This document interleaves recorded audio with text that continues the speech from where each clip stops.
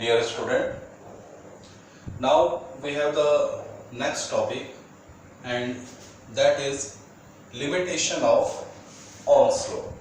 Exam में direct question भी बनता है कि explain the limitation of Ohm's law, और जब हम Ohm's law की लिमिटेशन पढ़ेंगे तो उसमें से 1 मार्क्स के छोटे छोटे टॉपिक आपके आ जाते हैं एग्जाम में। तो let start the topic limitation of Ohm's law।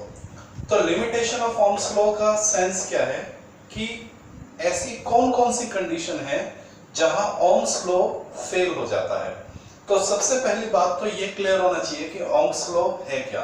Ohm's law है V is equal to IR, और जब हम ग्राफ ड्रॉ करते हैं V और I के बीच में तो V get a straight line. Let me tell you one, देखिए Ohm's law जो है वो क्या है, Ohm's law V is equal to IR, ये होता है Ohm's law। तो यहां से अगर हम R, यहाँ R क्या है हमारा कांस्टेंट, तो अगर मैं इसको रिमूव करूं तो यानी V डायरेक्टली प्रोपोर्शनल I, यानी अगर मैं V और I के बीच में ग्राफ ड्रॉ करता हूं, V और I के बीच में ग्राफ ड्रॉ करता हूं, तो मैथमेटिकली हमें क्या मिलनी चाहिए, स्ट्रेट लाइन मिलनी चाहिए मैथमेटिकली। ओके, तो ये एक मैथमेटिकल इक्वेशन है Ohm's law का।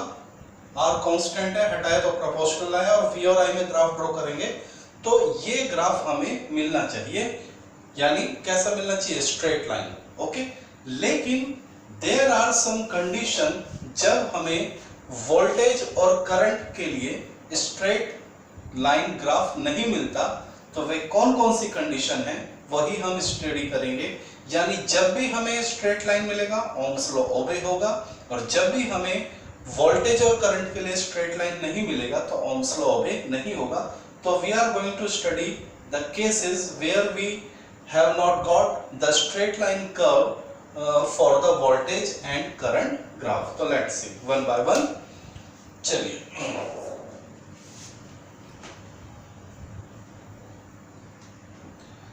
सबसे पहले नंबर 1, जितनी भी मेटल्स होती हैं, ऑल द मेटल्स, या हम ये बोले कंडक्टर, दे ऑल ओबे Ohm's law। ओके, लेकिन उनकी भी एक कंडीशन होती है कि जितने भी कंडक्टर होते हैं या मेटल्स होते हैं वे Ohm's law ओबे तो करते हैं, लेकिन not at high temperature, only at low temperature. ये अपने आप में एक क्वेश्चन आता है। अगर आपसे पूछा जाए कि क्या मेटल या कंडक्टर हमेशा Ohm's law को ओबे करेंगे, तो आप कहेंगे नहीं, एक कॉन्ट्रडिक्शन है। शुरू में तो मेटल्स या कंडक्टर Ohm's law को ओबे करते हैं शुरू में, यानी when the temperature is low, लेकिन एक खास टेम्परेचर के बाद मेटल्स या कंडक्टर Ohm's law ओबे करना बंद कर देते हैं। लेट्स सी, जैसे मान लीजिए ये हमने एक ग्राफ बनाया। अब आप चाहें तो वोल्टेज यहां लिखें, करंट इधर कर सकते हैं, या करंट इधर लें और वोल्टेज इधर कर सकते हैं, उससे कोई फर्क नहीं पड़ने वाला है। ठीक है, तो अपनी एनसीईआरटी में वोल्टेज यहां लिखा है, करंट यहां लिखा है, तो मैं उसको लेकर चलता हूं, अदरवाइज आप वोल्टेज यहां कर लीजिए, कोई फर्क नहीं पड़ने वाला है। ठीक है, ओके। तो जब टेम्परेचर क्या था, कम था, वैसे तो सभी को यह था कि जब भी हम किसी मेटल के लिए या कंडक्टर के लिए वोल्टेज और करंट के बीच में क्या ग्राफ ड्रॉ करेंगे तो we must get a straight line. सभी को यह लगा कि जब भी हम वोल्टेज और करंट के लिए VI ग्राफ ड्रॉ करेंगे हर मेटल के लिए तो शायद हमें स्ट्रेट लाइन मिलेगा। लेकिन जब इस फॉर्मूले को अलग अलग मेटल के लिए क्या किया गया, अप्लाई किया गया, तो एक खास बात देखने को मिली। क्या ये पता चला, मेटल्स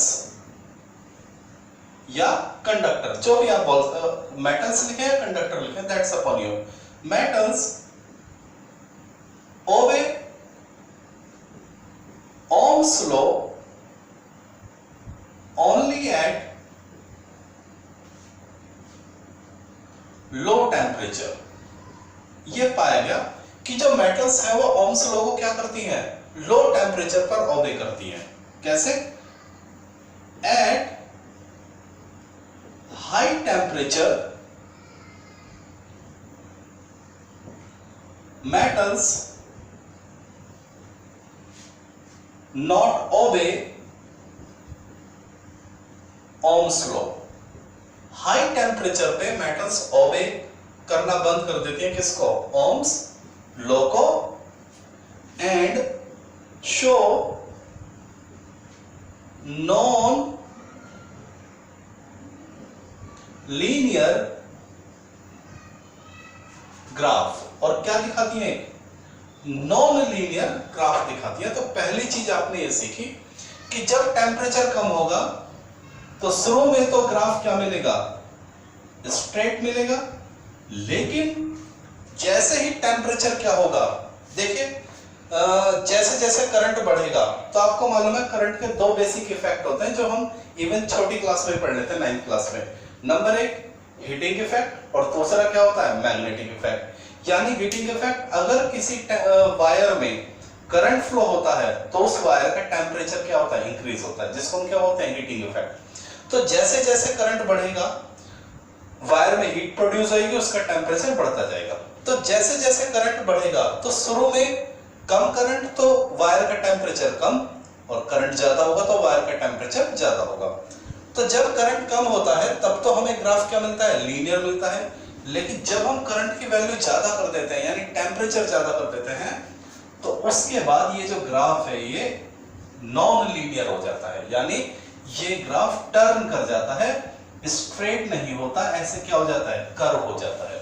जबकि इसको जाना कैसे था, इस ग्राफ को सीधा जाना था। ये जो डॉटेड ग्राफ है ये है थ्योरेटिकल ग्राफ, लेकिन ये जो डार्क ग्राफ है इसको हम बोलते हैं प्रैक्टिकल ग्राफ। देखिए ये जो वर्ड है थ्योरेटिकल ग्राफ और प्रैक्टिकल ग्राफ है, इसका बच्चा मतलब क्या है। थ्योरेटिकल ग्राफ होता है कि हमने कंडीशन अप्लाई नहीं करी है, लेकिन मैथमेटिकल इक्वेशन यानी फॉर्मूले को देख के ही हमने एजम्पशन कर लिया है कि भाई ग्राफ तो ऐसा आएगा। ओके, जब हम मैथमेटिकल इक्वेशन या फॉर्मूले को केवल देख के ये एनालिसिस निकाल लेते हैं कि भाई ग्राफ ऐसा आएगा, तो उसको क्या बोलते हैं, थ्योरेटिकल ग्राफ। लेकिन जब हम उस कंडीशन को अप्लाई करते हैं और प्रैक्टिकली हमें जो ग्राफ मिलता है उसको हम बोलते हैं प्रैक्टिकल ग्राफ। तो यहाँ ये जो डॉटेड ग्राफ है बेटा, ठीक है, ये जो डॉटेड ग्राफ है, डॉटेड ग्राफ, ओके, इसको हम क्या बोलेंगे, थ्योरेटिकल ग्राफ। थ्योरेटिकल ग्राफ, ये बात समझ आ गई? क्यों? क्योंकि सभी को लगा कि भाई v डायरेक्टली प्रोपोर्शनल आई तो स्ट्रेट ही मिलेगा, क्योंकि जब भी जो दो चीजें एक दूसरे के डायरेक्टली प्रोपोर्शनल आती है तो मैथ्स क्या होता है, स्ट्रेट कर्व ग्राफ मिलेगा। लेकिन ये जो हमें मिला, ये हमें मिला प्रैक्टिकल ग्राफ। प्रैक्टिकल ग्राफ कब, एट हाई टेम्परेचर। तो पहला केस आपको समझ में आ गया, ओम्स लॉ की पहली लिमिटेशन समझ में आ गई। सभी को ये था कि भाई मेटल्स जो है वो ओम्स लॉ को ओबे करती हैं, लेकिन बाद में पता चला कि भाई मेटल्स जो है ओम्स लॉ को ओबे तो करती हैं, लेकिन only at low temperature, not at high temperature. तो आई थिंक दैट ये आपको क्लियर हो गया, ठीक है। बोर्ड में ये ग्राफ कई बार ये एग्जाम में भी, कंपटीशन में भी ये ग्राफ सीधा ऐसे छपा हुआ आता है और आपसे सीधा पूछता है कि बताइए ये ग्राफ किसके लिए, तो आप किसको टिक करेंगे, मेटल्स को टिक करेंगे, ओके, क्योंकि मेटल्स हाई टेम्परेचर पे ओम्स लॉ को ओबे करना बंद कर देती है। तो मेरे ख्याल से ये आपको कंसेप्ट क्लियर हो गया, थ्योरी भी क्लियर हो गई है, ठीक है।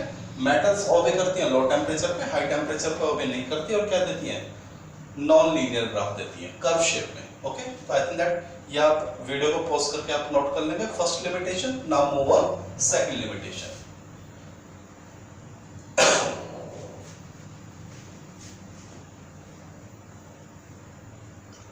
सेकंड लिमिटेशन क्या है, जब हमने ओम्स लॉ को डायोड के ऊपर अप्लाई किया। डायोड क्या होते हैं, ये चीज आप पढ़ेंगे आगे फिजिक्स में, हमारे 12th के फिजिक्स में एक यूनिट आती है electronics, there you will know very well about diode. लेकिन चूंकि जिक्र आया है तो मैं आपको बता देता हूं, डायोड इसका मतलब होता है डाई इलेक्ट्रोड।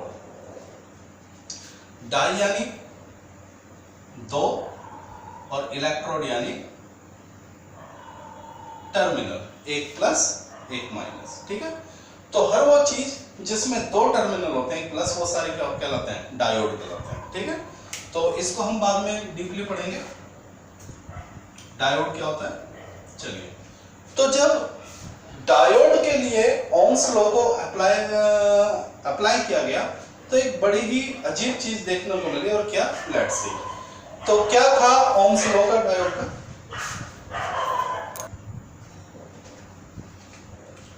तो डायोड के लिए जब वीआई ग्राफ बनाया गया तो कैसा आया, इसको आप देखिए। डायोड के लिए वोल्टेज करंट ग्राफ, तो ये लिया प्लस वोल्टेज, ये लिया निगेटिव वोल्टेज, ये प्लस करंट, ये निगेटिव करंट, ओके।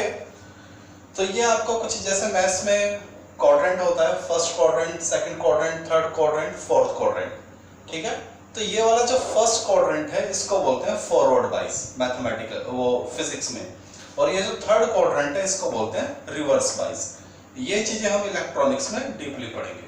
चलिए, तो ये देखा गया कि जब हम डायोड पे पॉजिटिव वोल्टेज लगाते हैं, यानी वोल्टेज की पॉजिटिव करंट देते हैं, पॉजिटिव वैल्यू देते हैं, तो हमें जो करंट मिलता है वो इस तरह से मिलता है, यानी लार्ज करंट मिलता है।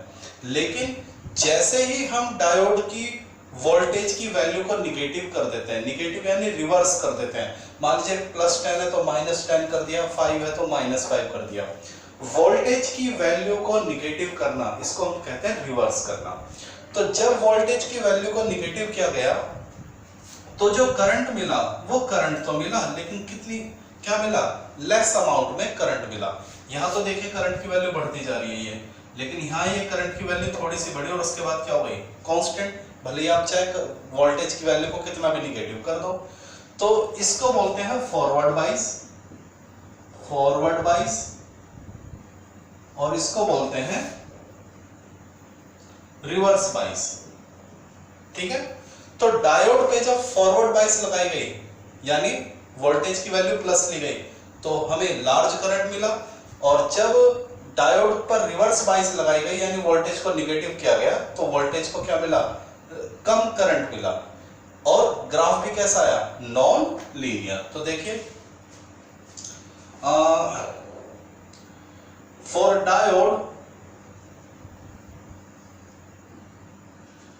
डायोड के लिए when the value of voltage is positive, we get large current, but when voltage get reverse, reverse का मतलब समझ लीजिए, रिवर्स का मतलब निगेटिव, ठीक है ना, निगेटिव को ही रिवर्स बोलते हैं। When voltage get negative या voltage get रिवर्स एक ही बात है, we get less current, okay. और दोनों ही केस में ओम्स लॉ ओबे नहीं होता। देखिए यहां भी ग्राफ क्या मिल रहा है, कर्व शेप में, और यहां भी ग्राफ क्या मिल रहा है, कर्व शेप में, ठीक है। तो मैं यहां ये आपने लिख लिया होगा, थोड़ा सा मैं यहां लिख देता हूं। इन बोथ केस यानी फॉरवर्ड बाइस और reverse bias, in both case diode not obey Ohm's law. Diode Ohm's law को कभी भी ओबे नहीं करेगा, ना तो फॉरवर्ड बाइस में और ना ही रिवर्स बाइस में। हमने पिछले वीडियो में एक टॉपिक किया था ओमिक और नॉन ओमिक एलिमेंट, तो ध्यान दीजिए नॉन ओमिक के एग्जाम्पल कौन कौन से थे, semiconductor, diode, transistor, vacuum tube, समझे बात है भाई। तो जो डायोड था वो क्या था, नॉन ओमिक था, वो कभी भी ओम्स लॉ को क्या नहीं करेगा, ओबे नहीं करेगा, ना तो फॉरवर्ड में और ना ही रिवर्स में। हाँ बस यहाँ करंट ज्यादा देगा और यहाँ करंट क्या देगा, कम देगा। तो ये सेकंड लिमिटेशन समझ में आ गई, डायोड ओम्स लॉ को ओबे नहीं करता है। चलिए now move on the second तो हो गया, फर्स्ट पे हो गया, मेटल की बात कर ली, डायोड की बात कर ली। अब हम एक थर्ड और लास्ट हो रहा है और वो काफी इंपॉर्टेंट है, ठीक है, उसको देखते हैं। अब हम पढ़ेंगे एलॉय के बारे में। एलॉय भी ओम्स लॉ को ओबे नहीं करता है। कुछ एलॉय होते हैं जो ओम्स लॉ को ओबे नहीं करते हैं, ठीक है। चलिए लेट्स सी कौन है वो, और एग्जाम में एज इट इज उठ के आता है वो क्वेश्चन। थर्ड वन, हमने क्या किया, वोल्टेज और ये है करंट। तो हमने ग्राफ बनाया किसके लिए, वोल्टेज और करंट के लिए ग्राफ बनाया, किसके लिए, गैलियम आर्सेनाइड, और ये क्या है, एक अलॉय है, ठीक है। तो गैलियम आर्सेनाइड के लिए जब हमने वोल्टेज और करंट का ग्राफ बनाया तो वो ग्राफ हमें कैसे मिलता है, थोड़ी देर तक तो वो ग्राफ हमें सीधा मिलता है, उसके बाद वो कर्व हो जाता है, फिर नीचे जाता है, और इस तरह से ये हमें ग्राफ मिलता है। बोर्ड में 3-4 बार ये ग्राफ एज इट इज उठ के आया है और आपसे छोटी छोटी बातें 1 मार्क्स में पूछ ली जाती हैं। चलिए तो इस पूरे ग्राफ को हम 3 हिस्सों में डिवाइड करेंगे। एक हमने ले लिया ये, और एक हमने ले लिया ये, ठीक है, इस तरह से। मैं इनको नाम देता हूं ओ ए बी और बी सी, ठीक है। तो जब गैलियम आर्सेनाइड के लिए वोल्टेज करंट ग्राफ ड्रॉ किया गया तो हमें देखा कि जो ग्राफ है वो कैसे मिलता है, वेरिएबल, कभी स्ट्रेट, कभी नॉन स्ट्रेट, कभी डाउन चला जाता है, ठीक है ना। तो देखिए पहले तो इसके बारे में लिख लेते हैं, करता क्या है, गैलियम आर्सेनाइड, सो ये क्या करता है, शो नॉन, या इसको इसी लैंग्वेज में कर देते हैं, gallium arsenide not obey Ohm's law. ये क्या करता है, ओम्स लॉ को ओबे नहीं करता है।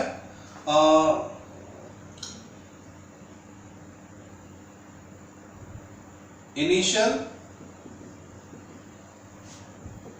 It obey, initial it show linear, और से तक ये क्या दिखाएगा, linear graph, and later on it show non linear graph। ये दोनों काम करता है, थोड़ी देर तक तो ओम्स लॉ को ओबे करेगा, उसके बाद ओबे करना क्या कर देता है, बंद कर देता है। तो यानी गैलियम आर्सेनाइड पूरी तरह से ओम्स लॉ को ओबे नहीं करता, थोड़ी देर तक करता है, उसके बाद फिर बंद कर देता है। समझे बात है। चलिए अब बहुत ही इंपॉर्टेंट ग्राफ है और एग्जाम में इसके बारे में क्या पूछा जाता है वो मैं आपको बता देता हूं। ये जो मैंने छोटे छोटे पोर्शन बनाए हैं इनके नाम पूछ ले जाते हैं। देखिए सबसे पहले हम बात करते हैं ग्राफ OA का नाम पूछ लेता है, ग्राफ OA, ठीक है। तो इसको हम बोलेंगे, क्योंकि ये बिल्कुल स्ट्रेट ग्राफ है, सीधा है, तो हम इसको बोलेंगे लीनियर रीजन। हम इसको क्या बोलेंगे, O से A तक क्या कहलाएगा, लीनियर रीजन। यानी ये लाइन और ये जो डॉटेड लाइन है इसके बीच में ये क्या है, लीनियर रीजन, ठीक है। ये पूरा क्या है, लीनियर रीजन। चलिए इसके बाद ग्राफ ए बी का नाम पूछ लेता है, वो कहता है ए बी का नाम बताइए, ये इस रीजन का नाम बताइए, ठीक है ना, ये जो इतना रीजन है, इस डॉटेड लाइन और इस डॉटेड लाइन के बीच का नाम बताइए। तो इसका हम बोलेंगे non linear region, non linear region. और कई बार पूछ लेता है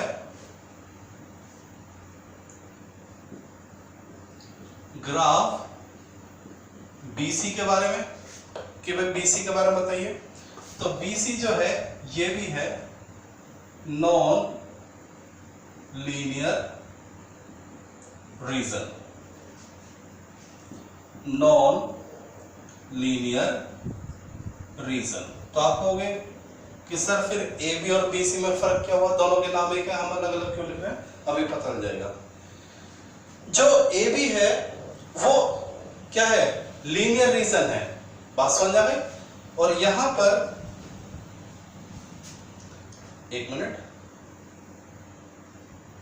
यहां पर जो रेजिस्टेंस है वो है पॉजिटिव, यहां ओ से ए तक जो रेजिस्टेंस होगा वो क्या होगा, पॉजिटिव। और जो हमारा ग्राफ ए बी था वो क्या था, नॉन लीनियर रीजन, और यहां जो रेजिस्टेंस है वो भी क्या होगा, पॉजिटिव। यानी यहां भी रेजिस्टेंस क्या है, पॉजिटिव। देखिए यहां दो बातें हैं, ओ से ए तक एक तो रीजन क्या है, लीनियर है, और रेजिस्टेंस क्या होगा, पॉजिटिव। ए से बी तक रीजन भले ही नॉन लीनियर है लेकिन रेजिस्टेंस क्या होगा, पॉजिटिव। और यहां बीसी ग्राफ में रीजन भले ही नॉन लीनियर है लेकिन रेजिस्टेंस क्या होगा, निगेटिव। इसको निगेटिव रीजन भी बोल देते हैं। यहां रेजिस्टेंस क्या होगा, निगेटिव, क्योंकि इसका स्लोप कैसे जा रहा है, डाउनवर्ड। तो बेटा इस ग्राफ को, ये जो ग्राफ है, तीनों ग्राफ अपने आप में काफी इंपॉर्टेंट है। बोर्ड में कई बार 1 मार्क्स में एज इट इज उठ के आते हैं और आपसे इंफॉर्मेशन मांग ली जाती है। अदरवाइज 2 मार्क्स में ये फुल फ्लैश क्वेश्चन आता है, explain the limitation of Ohm's law. तो मेरे ख्याल से आप ये समझ में आ गया होगा, ठीक है।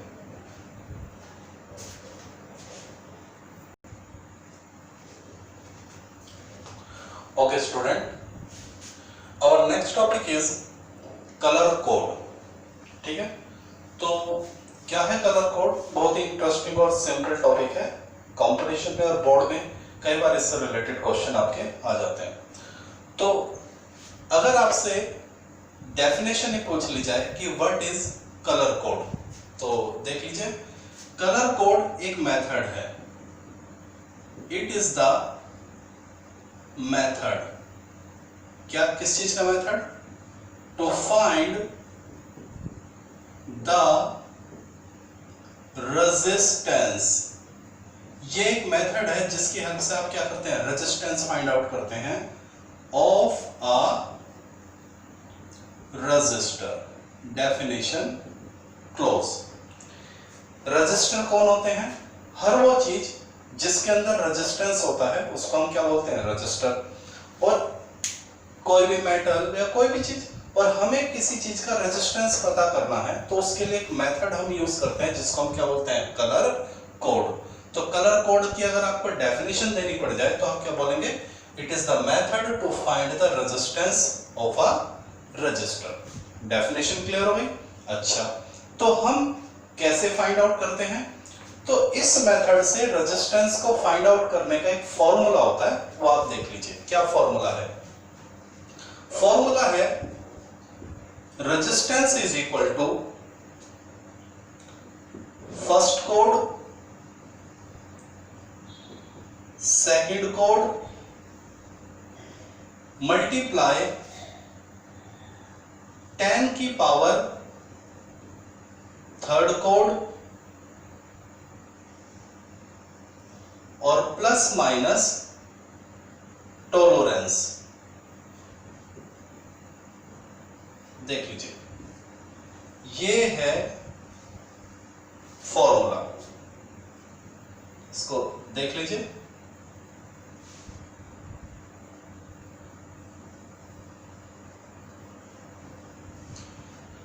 This is the definition of colour code, कि कलर कोड क्या है, एक मेथड है to find the resistance of a resistor, किसी का भी रेजिस्टेंस निकालने के लिए किसी वायर का। और कैसे निकालेंगे, इस फॉर्मूले से हम पता करेंगे कैसे, resistance is equal to first code second code multiply 10 की power third code plus minus tolerance. तो फॉर्मूला अगर आपको याद है तो आप इसका कोई भी न्यूमेरिकल क्या कर सकते हैं, सॉल्व कर सकते हैं। तो हम एनसीईआरटी के जो न्यूमेरिकल है वो सॉल्व करेंगे आपकी प्रैक्टिस के लिए।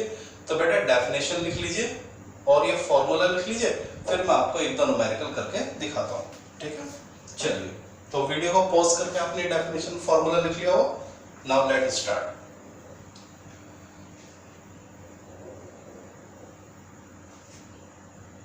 चलिए, ये आपकी एनसीईआरटी में एक तो क्वेश्चन दिया हुआ है, यही करके दिखाता हूं मैं आपको, ठीक है। इसमें हमें एक ये कंडक्टर दिया है और इस कंडक्टर में फर्स्ट कलर है येलो, सेकंड कलर जो है वॉयलेट, थर्ड ब्राउन और थोड़ा सा गैप देके गोल्ड। ये हमें गिवन है, बस अब हमें जरूरत नहीं है। और हमसे कहा गया है इस कंडक्टर का क्या निकालिए, रेजिस्टेंस निकालिए। तो लेट डू इट।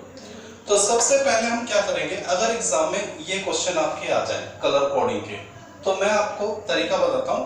2 मार्क्स का सीधा क्वेश्चन आएगा या फिर होने को तो एमसीक्यू में भी आ सकता है। तो सॉल्व कैसे करना है, लेट्स सी। सॉल्व करते हैं हम इसको। तो सबसे पहले जो पहला स्ट्रिप होगा, ध्यान दीजिए, हम किसको फर्स्ट मानेंगे, किसको सेकंड और किसको थर्ड। तो जो पहला कलर होगा वो हमारा फर्स्ट हो जाएगा। तो देखिए, सबसे पहले आपको क्या दिखाई दे रहा है, येलो। उसके बाद आपको क्या दिखाई दे रहा है, वॉयलेट। और उसके बाद ब्राउन और लास्ट में क्या है, गोल्ड। ये बात समझा भाई। चलिए, तो येलो के लिए कलर कोड क्या है, येलो के लिए है 4, वायलेट के लिए क्या है 7, ब्राउन के लिए 1 और गोल्ड के लिए है 5%। तो सबसे पहले ये समझ में आ गया। अब देखिए हमारा फॉर्मूला क्या था, हमारा फॉर्मूला था, मैं एक बार और लिख देता हूं, first code second code into 10 की पावर थर्ड कोड और प्लस माइनस टॉलरेंस। ये हमने फॉर्मूला लिख दिया।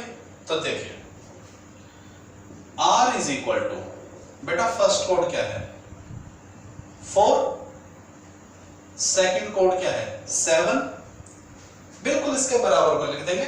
दोनों के बीच में, फर्स्ट कोड और सेकंड कोड के बीच में कोई भी मैथमेटिकल ऑपरेशन नहीं है, simple. First code as it is, second code as it is, multiply 10 की पावर थर्ड कोड क्या है 1, तो 10 की पावर 1 प्लस माइनस टॉलरेंस क्या है गोल्ड, तो उसकी जगह क्या लिख देंगे 5%। और क्वेश्चन आपका क्या हो चुका है, खत्म हो चुका है। तो कोई भी फॉर्मूला, कोई भी न्यूमेरिकल आप कलर कोडिंग का कर सकते हैं।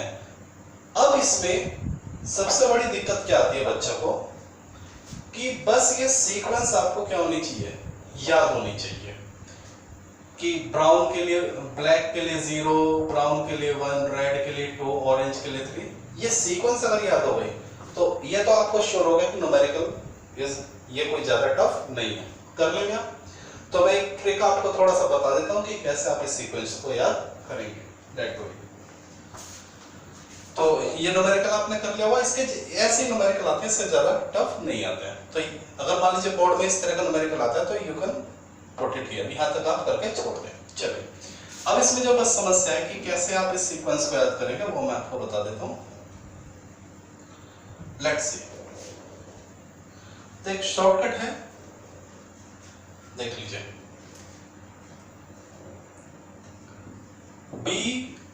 B Roy of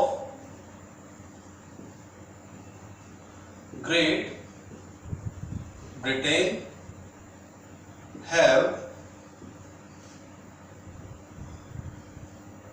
very good wife. Baby Roy of Great Britain have very good wife. तो देख लीजिए, बी यानी ब्लैक, बी यानी ब्राउन, आर यानी red, O orange, Y yellow, इसको छोड़ दीजिए। उसके बाद Great green, Britain blue, have को छोड़ दीजिए। जो आपको ड्रॉप आउट करने हैं, ऑफ और हैव को छोड़ दीजिए। Very violet, good grey, white white. तो इस तरह से आप ये सीक्वेंस याद कर सकते हैं। B Roy of Great Britain have very good wife. तो ये सीक्वेंस आपको याद हो जाएगा। और अगर आपको सीक्वेंस क्लियर है, फिर आपको इस न्यूमेरिकल से डरने की जरूरत नहीं है, आप इस तरह का कोई भी न्यूमेरिकल कर सकते हैं। ओके, वैसे कुछ किताबों में ये शॉर्टकट दिया हुआ है, कुछ किताबों में अलग शॉर्टकट दिया हुआ है। अगर आप कुछ दूसरी किताबें पढ़े और वहां आपको कुछ और मिल जाए तो you can follow with that, ऐसा कोई बाउंडेशन नहीं है। मेन कंसेप्ट ये है कि बच्चे को ये सीक्वेंस क्या होने चाहिए, याद होने चाहिए।